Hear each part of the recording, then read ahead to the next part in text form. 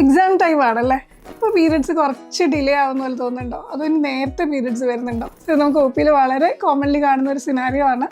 കാരണം എക്സാംസോ അല്ലെങ്കിൽ what ever major stress വരുമ്പോൾ നമ്മുടെ ബ്രെയിൻ, ഓവറി, യൂട്രസ് എല്ലാം കണക്റ്റഡ് ആണ്. അപ്പോൾ അതിൽ ചെറിയൊരു ഹോർമോണൽ ഇംബാലൻസ് ഉണ്ടാവുക എന്നുള്ളത് വളരെ നാച്ചുറൽ ആണ്. കാരണം സ്ട്രെസ് കാരണം നമ്മുടെ ഓവുലേഷൻ ഡിലേഡ് ആകുമ്പോൾ നമ്മുടെ പീരിയഡ്സും ഡിലേഡ് ആവും. ഒരു few days or 1 or 2 weeks delayed ആവുമ്പോൾ നിങ്ങൾ ടെൻഷൻ അടിക്കേണ്ട കാര്യമില്ല. ഓർ ചിലർക്ക് ചെറിയ സ്പോട്ടിങ് പോലെ ആവാം, അല്ലെങ്കിൽ കുറച്ച് ഫ്രീക്വൻറ്റ് പീരിയഡ്സ് ആവാം. അതും വളരെ ടെമ്പററി ആണെങ്കിൽ സ്ട്രെസ്ഡ് ആവേണ്ട കാര്യമില്ല. So what can you do about it? ഒരു 7 to 8 hours എങ്കിലും സ്ലീപ്പ് കിട്ടുന്നുണ്ടെന്ന് ഉറപ്പ് വരുത്തുക.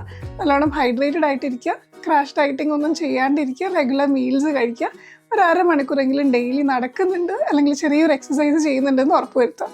ഇനി നിങ്ങൾ എപ്പോഴാണ് ഡോക്ടറെ കാണേണ്ടതെന്ന് വെച്ച് കഴിഞ്ഞാൽ, കണ്ടിന്യൂസ് ആയിട്ട് നിങ്ങൾക്കൊരു 21 days മുമ്പ് പീരിയഡ്സ് വരുന്നു, ഓർ ഒരു 90 days കൂടുതൽ എടുക്കുന്നു പീരിയഡ്സ് വരാൻ, അല്ലെങ്കിൽ ചിലപ്പോൾ വരുന്ന ബ്ലീഡിങ് നല്ല ഹെവി ആണ്, ഫോർ എക്സാമ്പിൾ 1 മണിക്കൂറിൽ തന്നെ ഒരു പാഡ് സോക്ക് ചെയ്യുന്നു, അല്ലെങ്കിൽ സിവിയർ പെയിനോ തലകർക്കോ അങ്ങനെ ബുദ്ധിമുട്ടുണ്ടെങ്കിൽ you should definitely meet your doctor. പക്ഷേ ഒരു ഫ്യൂ ഡേയ്സ് അങ്ങോട്ടും ഇങ്ങോട്ടും പീരിയഡ്സ് മാറുന്നത് ഈ ഒരു സ്ട്രെസ്ഫുൾ പീരീഡിൽ വളരെ കോമൺ ആണ്.